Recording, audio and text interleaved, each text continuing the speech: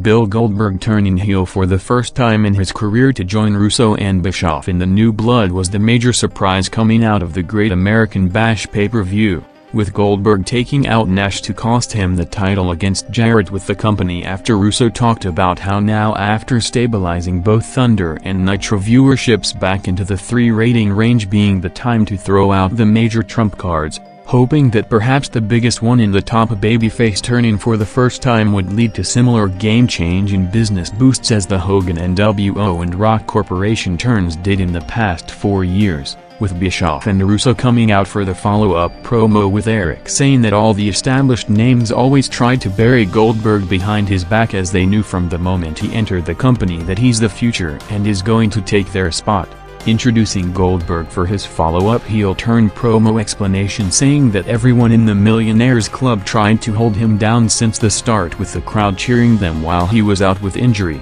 saying that he signed a deal with Russo and Eric and is going to take out every one of them now, bringing out Nash for the response saying that Goldberg got everything on a silver platter since his debut and the people who made him are the established names who built the company, trying to get to him through security with Russo saying that he's looking for big ratings tonight to set up a big Goldberg vs Nash main event.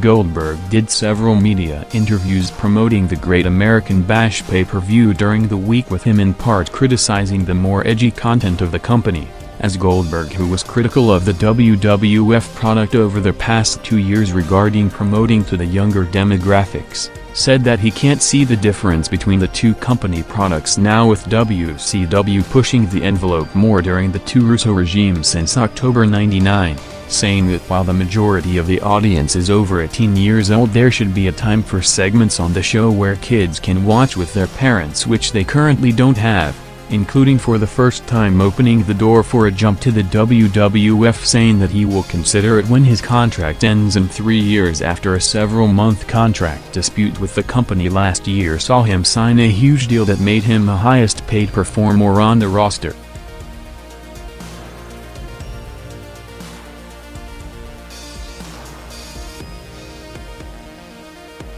After originally promoting the match for the next pay-per-view, Jarrett asked Ernest Miller to book his title match against Hogan for tonight, setting it up for the top of the hour with Jarrett laying out Hogan in the parking lot seconds after arriving to the building, with Russo and David Flair coming out minutes before 9 p.m. for the response promo on last night's Flair vs. Flair match, with this segment crossing over the top of the hour, saying that he's proud of David's performance last night but he's tired of being everybody's punching bag lately and is not gonna take it anymore starting tonight after constantly being attacked by Flair, Nash and Steiner over the past month, saying that he's going to retire Flair personally to bring him out, as Rick mocked Russo before challenging him to put his job on the line along with his hair, setting up a Rick vs. Russo and David career vs. career hair match, with Nitro's first opposed quarter opening with a 2.8 rating having a commercial break followed by the entrances and start of the Hogan vs. Jarrett title match.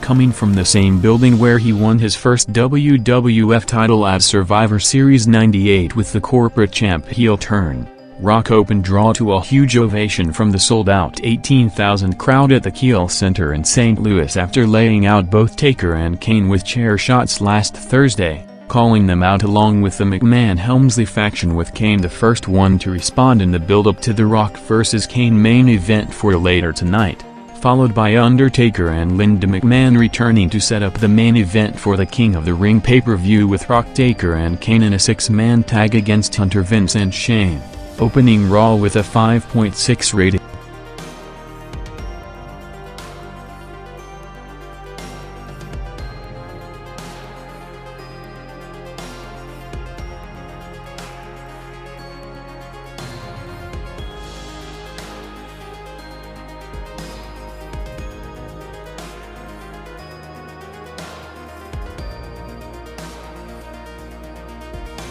Unlike most weeks, Nitro maintained its entire audience with a 2.8 rating in the second quarter for the majority of the Hogan vs. Jarrett title match, going 6 minutes, ending up with special referee Kidman turning babyface to help Hogan before Goldberg and Russo came out, with Goldberg spearing both and jackhammering Hogan through a table to continue to build the heat on him after the turn, with the second half of the quarter seeing Page coming out for a promo after Kanyon turned heel on him the night before to join Bischoff, saying that the business has cost him his health and family, and if he has to work with people like Eric it's not worth it anymore, walking out through the crowd hinting at retirement.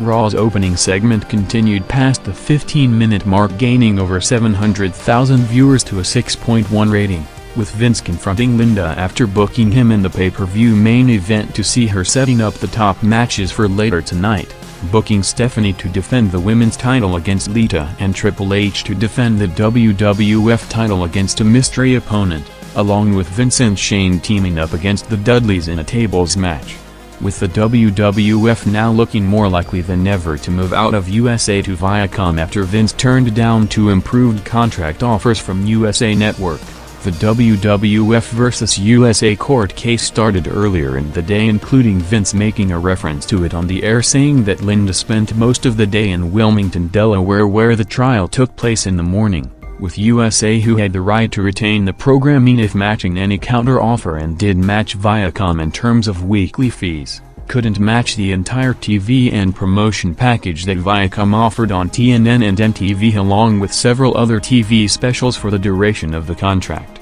thus giving the WWF a way out of the clause in the contract, with USA trying to retain the WWF programs, which established them as the highest-rated primetime cable network in the past few years, with Raw, which is the highest-rated and most-watched show of the week on cable television by big margins on most weeks, looking to move to the far lower-rated TNN, which is ranked 14 in primetime viewership, with the WWF, which is looking to move to Viacom in part because of potential co-promotion for the upcoming XFL along with the financial boost, sending out a press release distancing itself from the USA Network, saying that USA had no contribution to the WWF's success and was merely a window through which the world saw the creative endeavors of Vince McMahon and WWF talent.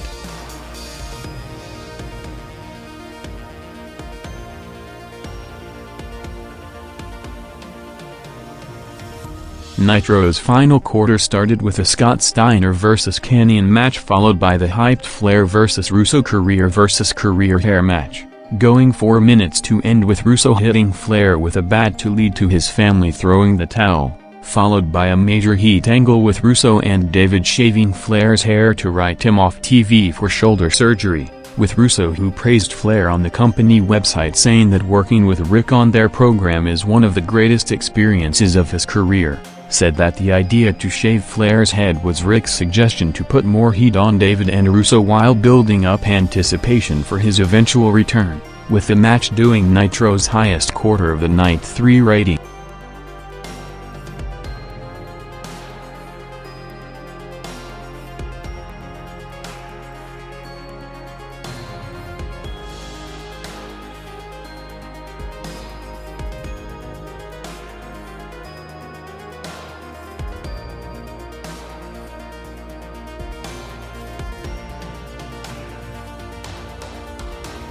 While the Flair vs. Russo match was going on, Raw countered with the McMahons vs. Dudleys tables match to close its first hour, with McMahon and Russo going head-to-head with both in the ring for the first time against each other, seeing the Russo-Flair match jumping over 700,000 viewers even against the heavy competition on Raw, while the McMahons-Dudleys match jumped to a first-hour high 6.7 rating, Raw's highest-rated opposed quarter in over a month, ending up with DX interfering for the finish to put Devon through a table after Vince and Bubba took a big bump from the top rope to the floor.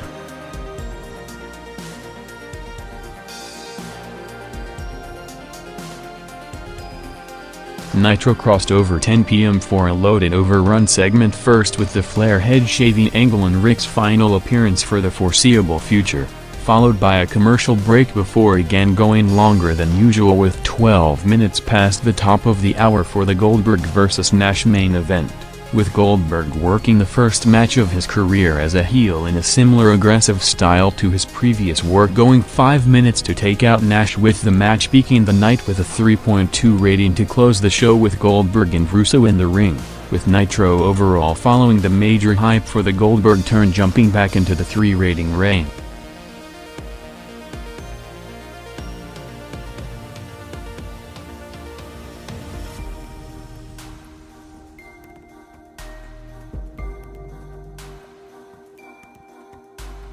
Following the McMahon's Dudleys match, Raw had an unusual top-of-the-hour quarter, with the first half of it taking place in the parking lot, first with Triple H getting Bull Buchanan to steal Undertaker's motorcycle to lead to a car chase outside in St. Louis, followed by Crash Holly attacking Brisco and Patterson to set up a hardcore title match in the ring, going 3 minutes, with Crash going over to win back the belt, to a massive reaction to open Raw's second hour with a 6.5 rating.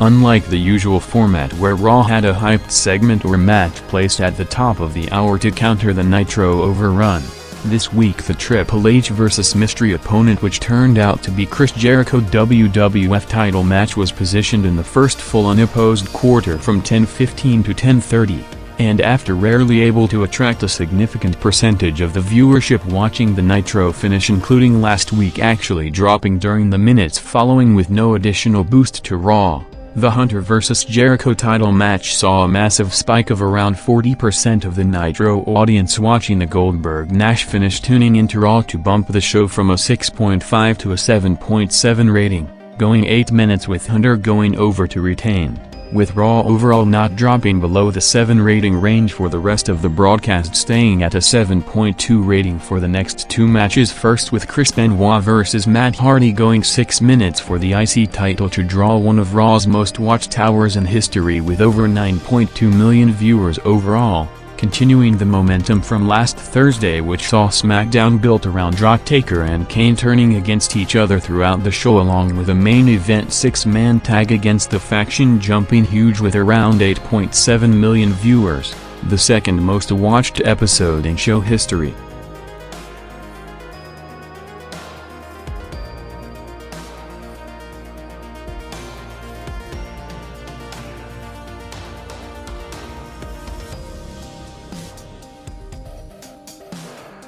The McMahons and DX were out just before the main event, with Vince recapping the results of the night with 3 wins for the faction in all the matches Linda booked, hyping the King of the Ring 6-man tag pay-per-view main event before making the Rock vs Kane match a no-holds-barred lumberjack match, with Rock making his entrance seconds from 11 p.m. to start the match, already in the 8-minute overrun, as Rock and Kane went 4 minutes before the reveal that Brisco and Patterson lost the Kane pictures to lead to Rock, Kane and Taker taking out the faction to close the show, with the Rock vs Kane match jumping over 1 million viewers to a massive 8 rating with over 10.1 million viewers, one of the most watched segments of Raw in history, with the show overall spiking to near record levels with a 6.8 rating and over 8.6 million viewers, making it the 5th most watched episode of Raw, which, following the SmackDown viewership, closed out one of the most watched weeks of WWF television in history.